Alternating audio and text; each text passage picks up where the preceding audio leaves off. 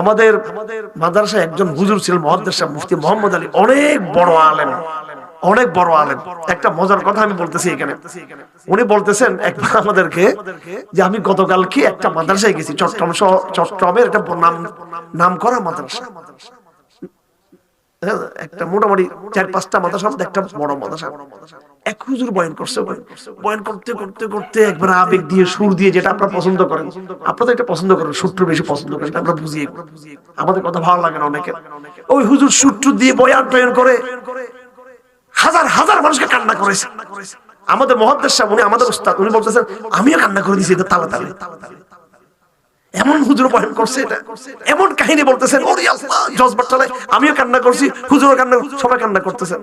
তো আমাদের যে হুজুর মুফতি মোহাম্মদ আলী, আল্লামা আহমদ শফি রহমাতুল্লাহর ছাত্র ছিলেন, এবং আমি দেখছি শাইখুল ইসলাম আল্লামা আহমদ শফি রহমাতুল্লাহ, নাম শুনছেন না সবাই, আমির হেফাজত, তিনি একদিন আমাদের সামনে বলতেছেন যে এই মোহাম্মদ আলী আমার চেয়ে বড় আলেম, ওনার ছাত্র, অথচ অনেক সময় ছাত্র কাবিল হয়ে যায় না বেশি।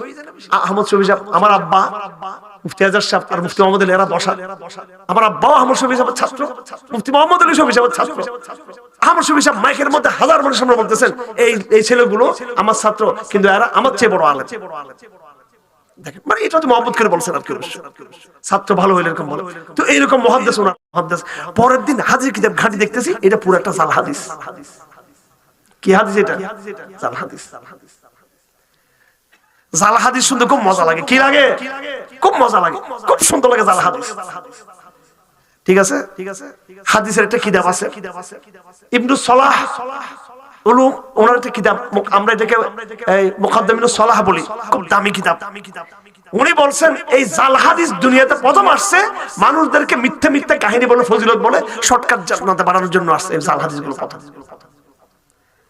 আমি যে কথা এখন আপনাদেরকে বলতেছি, এটা কিন্তু জাল হাদিস না, কিন্তু তওবার হাদিস।